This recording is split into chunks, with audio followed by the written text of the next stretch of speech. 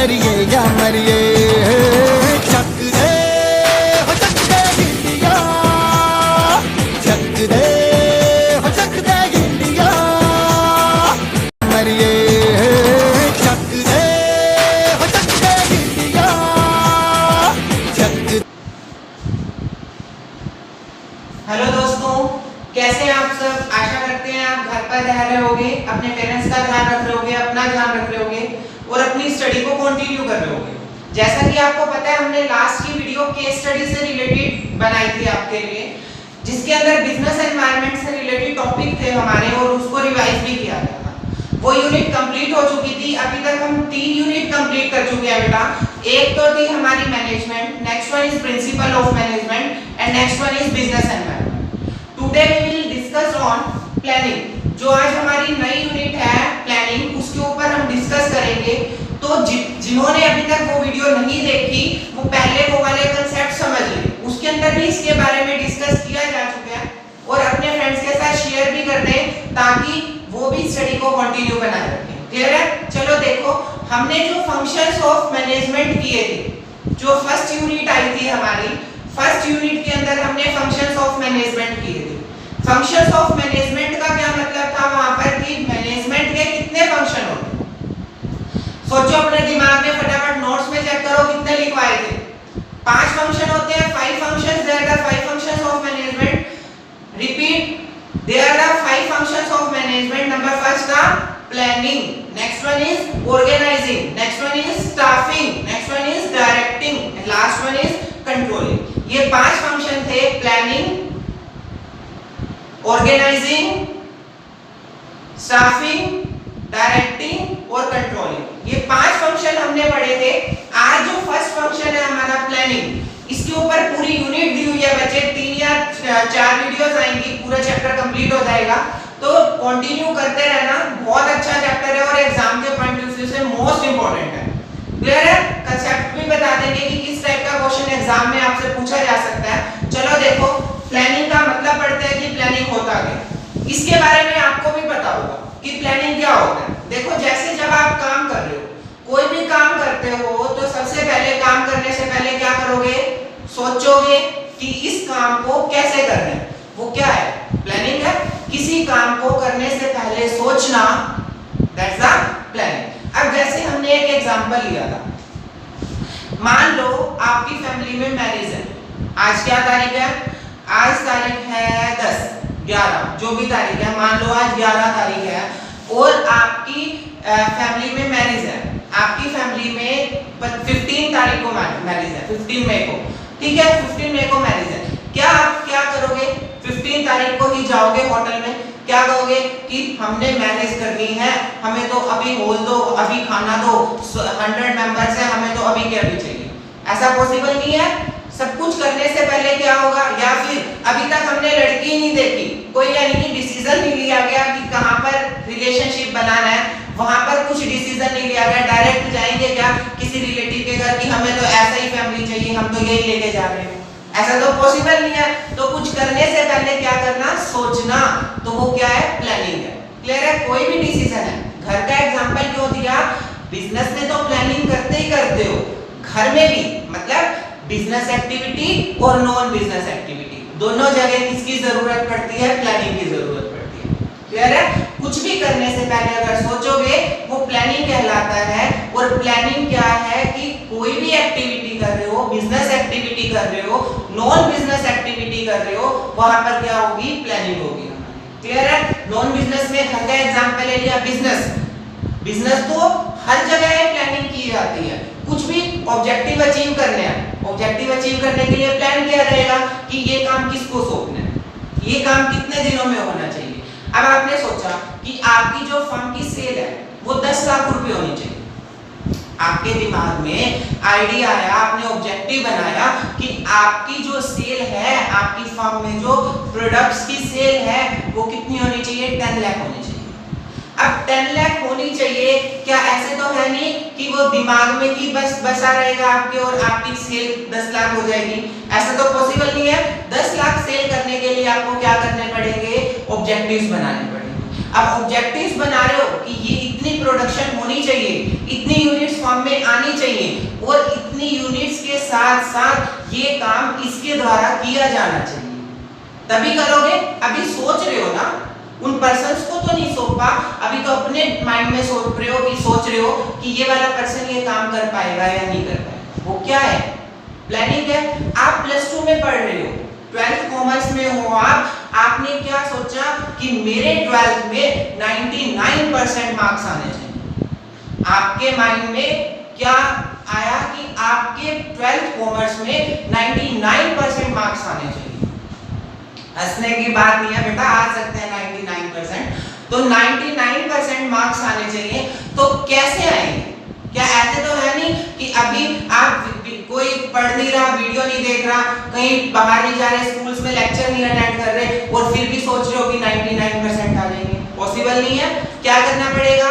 Lectures को सुनना पड़ेगा, स्टडी को कंटिन्यू करना पड़ेगा, डाउट्स लेने पड़ेंगे, तभी आपके कितने आएंगे? 99% आएंगे। क्लियर है? मतलब उसके ऊपर प्रोसेस करना पड़ेगा। आपने सोचा कि मेरे को 99% चाहिए, इसके लिए मैं सुबह 5 बजे उठूंगा, मुझे 99% चाहिए, मैं एक दिन में 24 आवर्स में से मैं कितनी देर पढ़ूंगा? 12 आवर्स पढ़ूंगा। तो वो मेरा क्या है? प्लानिंग है। मतलब कुछ करने से पहले सोचना, ये सब कुछ क्या कहलाएगा? प्लानिंग कहलाएगा। क्लियर है? तो ऑब्जेक्टिव्स को अचीव करने के लिए आप जो भी प्रोसेस करते हैं, काम को पूरा करने के लिए आप कोई भी काम कर रहे हैं, वो किसके अंदर इन्वॉल्व हो जाएगा? प्लानिंग के अंदर इन्वॉल्व हो जाएगा। Got it? देखो क्या लिखता है, planning is based on the principle. किस प्रिंसिपल के ऊपर बेस्ड है? Look before you learn. मतलब पहुंचने से पहले देखना। अभी एक एग्जांपल भी लिया गया इससे रिलेटेड, कुछ करने से पहले सोचना, वो क्या है? आपका प्लानिंग है। It involves the looking ahead, आगे देखना, and preparing for the future, और फ्यूचर की क्या करना? तैयारी करना कि आपको फ्यूचर में इतना काम चाहिए, इतनी यूनिट्स चाहिए, इतनी प्रोडक्शन चाहिए, ये आपके फर्म के ऑब्जेक्टिव है। उसको अचीव करने के लिए आपको क्या करना पड़ेगा? प्लान करना ही पड़ेगा। क्लियर है? तो कोई भी एक्टिविटी है आपकी, बिजनेस एक्टिविटी है या नॉन बिजनेस एक्टिविटी है, हर एक जगह पर किसकी जरूरत पड़ेगी? प्लानिंग की जरूरत पड़ेगी। क्लियर है? आफ्टर दैट देखो क्या लिखता है, फीचर्स ऑफ प्लानिंग। प्लानिंग के क्या क्या फीचर्स है बेटा? फर्स्ट लिखता है क्या? Planning contributes to objective. First ही आ गया कि जो प्लानिंग है वो कंट्रीब्यूट करता है किसके ऊपर? ऑब्जेक्टिव के ऊपर। किसके ऊपर काम कर रहा है प्लान? सबसे पहले आपको सोचना पड़ेगा कि आपने करना क्या है, तभी आप आगे उसी के बारे में। अब आपने 10th पास करी, 10th के बाद आपको अगर यही नहीं पता होगा कि आपने कॉमर्स लेनी है, नॉन मैथ लेना है, मतलब किस फील्ड में जाना है, आपको सीए बनना है, आर्किटेक्ट बनना है, या फिर आपको इंजीनियर बनना है, डॉक्टर बनना है, क्या बनना है, सबसे पहले तो आपको यही सोचना पड़ेगा ना। तो ऑब्जेक्टिव डिसाइड किया। आफ्टर दैट जब आपको ये पता चल गया कि आपने सीए बनना है, तभी आपने क्या करा? कॉमर्स सिलेक्ट करी। अगर आप ये सोचते कि मुझे डॉक्टर बनना है, क्या आप कॉमर्स ले लेते? नहीं, आप क्या लेते? मेडिकल साइड लेते। क्लियर है? तो यही लिखता है, प्लानिंग कंट्रीब्यूट्स ऑब्जेक्टिव। जो प्लानिंग है वो कंट्रीब्यूट करता है किसके ऊपर? ऑब्जेक्टिव्स के ऊपर। Next one is planning is a primary function of management. We have already discussed that there are the 5 functions of the management. Number first, planning. It shows also. Planning is primary function of management. जो planning है वो पहला function है किसका? Management का। क्योंकि जो functions of management पढ़े वो क्या है? प्लानिंग से ही स्टार्ट है। तो प्राइमरी फंक्शन है, मतलब फंक्शंस ऑफ मैनेजमेंट में सबसे पहले यूज किया जाता है क्या? प्लानिंग। कोई भी काम करोगे सबसे पहले सोचोगे क्या करना है, कैसे करना है, कब करना है, कितना अचीव होना चाहिए, क्या है ये? प्लानिंग है। तो planning is a primary function of management, मतलब मैनेजमेंट में सबसे पहला काम है हमारा क्या? प्लानिंग। Planning is proactive. कुछ भी कर रहे हैं अचीव करने के लिए देखा जा रहा है कि क्या उसको अचीव कर पाओगे, ऑब्जेक्टिव्स डिसाइड कर रहे हो। प्रोएक्टिव, कुछ करने से पहले सोचना, उसकी क्षमता को चेक करना, ऑब्जेक्टिव्स डिसाइड करना, सारे काम को पहले चेक करना, प्रोएक्टिव फंक्शन। क्लियर है? Planning is a continuous process, लगातार है, कभी भी नहीं रुकता, कंटिन्यू चलता रहता है। कहीं भी जा रहे हो, कोई भी काम कर रहे हो, हर एक काम के लिए किसकी जरूरत है? प्लानिंग की जरूरत है। मान लो आपकी फर्म में 30 वर्कर्स थे, बीच में से एक वर्कर छोड़ के चला गया, उसको अब नए वर्कर की जरूरत है, क्या करोगे? प्लान करोगे, कहां से लाओगे, कब लाओगे, क्या क्वालिफिकेशन, कितनी सैलरी, सब कुछ पहले से ही डिसाइड करना पड़ेगा। बीच में ही काम के दौरान काम चल रहा था, बीच में से छोड़ के गया, तब भी क्या कर रहे हो, प्लान कर रहे हो। वो प्लानिंग है। आपने फर्म के ऑब्जेक्टिव्स बनाए थे, अचीव नहीं कर पा रहे, तो चेक कर रहे हो, चेक करने के दौरान आपको लग रहा है कि ये वाला प्लान सक्सेसफुल नहीं है, चेंज करना पड़ेगा। क्या है, कंटिन्यू है, चल रहा है लगातार, कभी भी नहीं रुकेगा, कंटिन्यू चलता रहेगा। That's the planning is a continuous process. Next one is a futuristic, मतलब भविष्य के ऊपर जो प्लान कर रहे हो वो किसके लिए कर रहे हो, ऑब्जेक्टिव डिसाइड कर रहे हो कि आपको आपकी फर्म में ये ऑब्जेक्टिव्स मिलने चाहिए। आपने सोचा कि आपकी फर्म में आपको इतने ये ऑब्जेक्टिव्स हैं, आपके ये 10 लाख की सेल है, किसके लिए, अभी अचीव नहीं किया, अचीव करोगे। आपने अभी सोचा कि आपकी जो सेल है वो 10 लाख रुपए होनी चाहिए, फ्यूचरिस्टिक मतलब होनी चाहिए, अभी हुई नहीं, तो वो क्या है, भविष्य के ऊपर बनाई जाती है, इसलिए नहीं। Planning is a mental exercise, दिमाग की एक्सरसाइज है। दिमाग की एक्सरसाइज किस तरह बोले तो बोलो फटाफट, सोचो अपने दिमाग में किस तरह दिमाग की एक्सरसाइज है। बेटा कुछ भी कर रहे हो, सोच रहे हो, सोचोगे कहां से, दिमाग से। दिमाग क्या करेगा, एक्टिविटी कर रहा है, क्रिया कर रहा है, तो वहां पर क्या होगा, आपका मेंटल एक्सरसाइज। भाई काम को सोच रहे हो अचीव करने का, किस तरह से अचीव करोगे, तो इसीलिए बोलता है क्या, planning is a mental exercise. Clear है। Next one is the decision making and select the best alternative.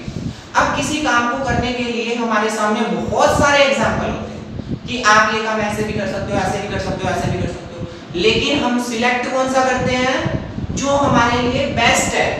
तो वो किसमें सिलेक्ट कर रहे हो, अभी मैरिज का एग्जांपल लेके चल रहे थे, मान लो मैरिज का एग्जांपल लिया हमने, हमारे सामने 5-6 होटल्स हैं, लेकिन कौन सा सिलेक्ट करोगे, जिसकी कॉस्ट भी कम हो और फैसिलिटी भी क्या हो, ज्यादा हो। आपने ऑब्जेक्टिव डिसाइड किया 99% मार्क्स आने चाहिए, कैसे गेन करोगे, सारा दिन सोए रहोगे या फिर सारा दिन पढ़ते रहोगे, और या फिर गैप में पढ़ोगे।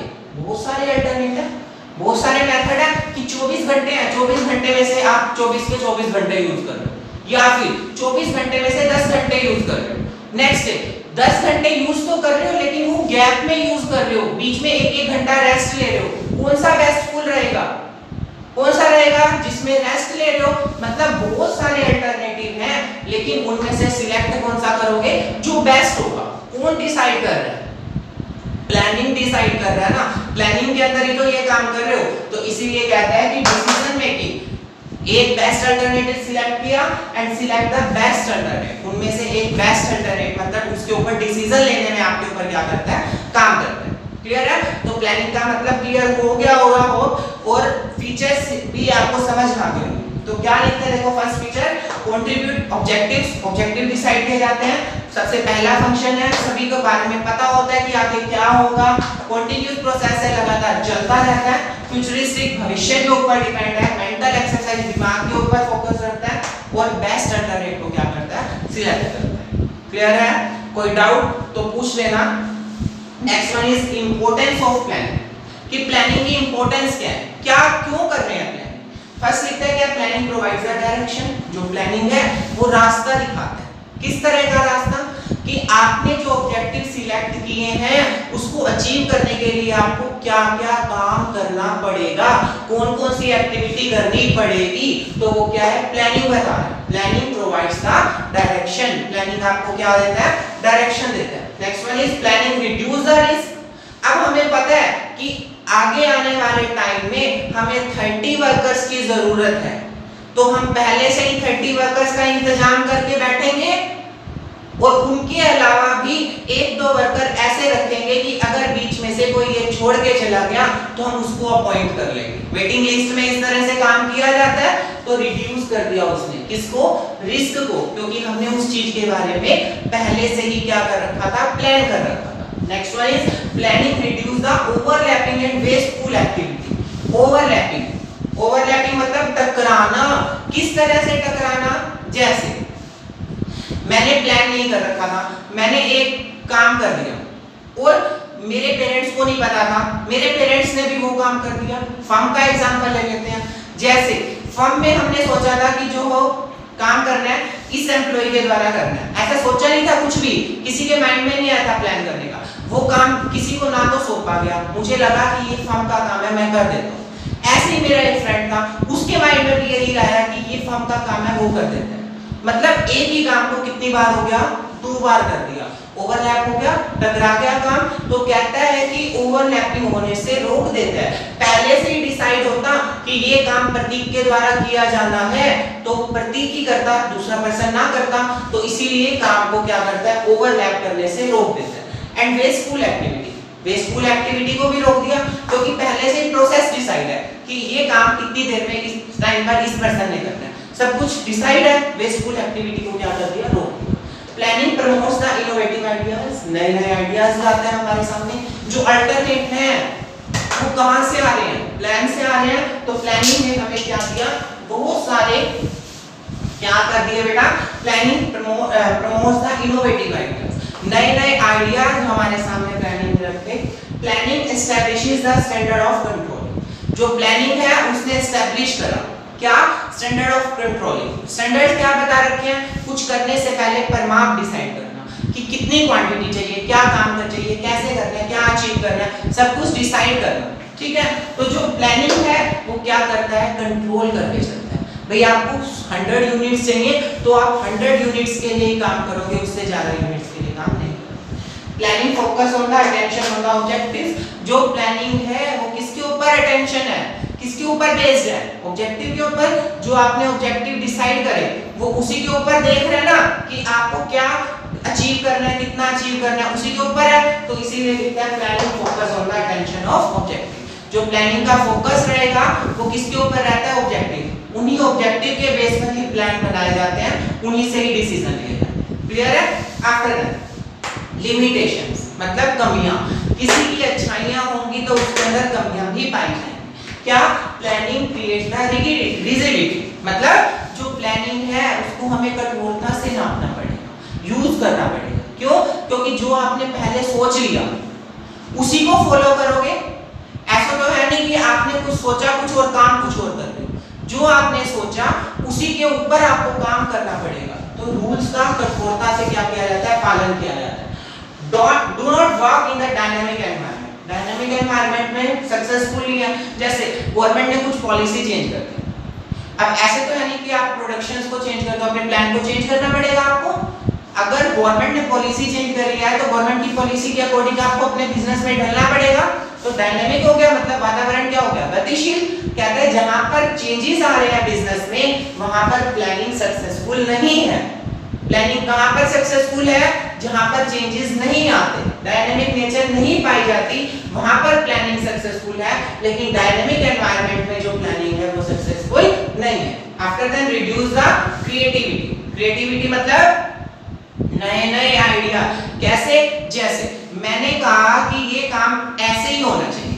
अब मेरे एम्प्लॉइज क्या सोचेंगे कि जो हेड सर ने काम दिया, सर ने कहा ऐसे करना है, एम्प्लॉइज क्या करेंगे, वैसे ही करेंगे। उनके दिमाग को क्या कर दिया मैंने, स्थिर कर दिया, फिक्स कर दिया। वो नए नए आइडियाज को नहीं सोचेंगे। क्यों, क्योंकि मैंने उन्हें कह दिया कि ये काम ऐसे ही होना चाहिए, आपको ये काम ऐसे ही करना है। तो क्रिएटिविटी क्या होगी, रुक गई वहीं पर। समझ आ रहा है बेटा, क्या, रिड्यूस द क्रिएटिविटी। क्या मतलब, जैसे मैंने मेरे एम्प्लॉइज को बोल दिया कि ये काम आपको ऐसे ही करना है, तो मेरे एम्प्लॉइज क्या करेंगे, जैसे मैंने बोला वो मेरे को फॉलो कर रहे हैं, मेरे काम को वैसे ही कर रहे हैं। क्लियर है। उन्होंने अपना दिमाग नहीं लगाया, क्या पता मेरे से अच्छा आइडिया उनके माइंड में आ जाता, लेकिन मैंने उनकी क्रिएटिविटी को क्या कर दिया, रोक दिया।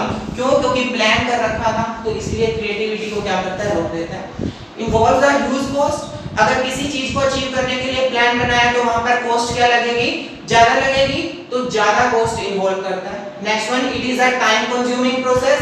अब आपको स्टेप बाय स्टेप चलना है। किसी काम को आप डायरेक्ट कर सकते थे बट आपने स्टेप फॉलो किए, तो अगर स्टेप फॉलो कर रहे हो तो वहां पर टाइम भी क्या लगेगा, ज्यादा लगेगा। Do not guarantee of success, guarantee नहीं दे रहा सक्सेस की कि आपको मिलेगी ही मिलेगी अचीवमेंट। इस तरह का कोई भी गारंटी पार्ट नहीं है। लैक ऑफ द एक्यूरेसी, मतलब बीच में गलतियां भी हो सकती हैं, वहां पर आपको प्लान चेंज करना भी पड़ सकता है। क्लियर है। आज हमने ये पढ़ा कि प्लानिंग होता क्या, कुछ करने से पहले सोचना, फीचर्स पढ़े और इंपॉर्टेंस और लिमिटेशंस पढ़ी। मोस्ट इंपॉर्टेंट कांसेप्ट है, एग्जाम के पॉइंट ऑफ व्यू से भी क्वेश्चन भी गारंटी से आएगा, तो इसीलिए अच्छे से वीडियो को देखना, बुक में से रीड करना। कोई डाउट रह जाता है तो पूछ लेना, कमेंट बॉक्स में कमेंट कर सकते हो और या फिर व्हाट्सएप पर शेयर कर सकते हो।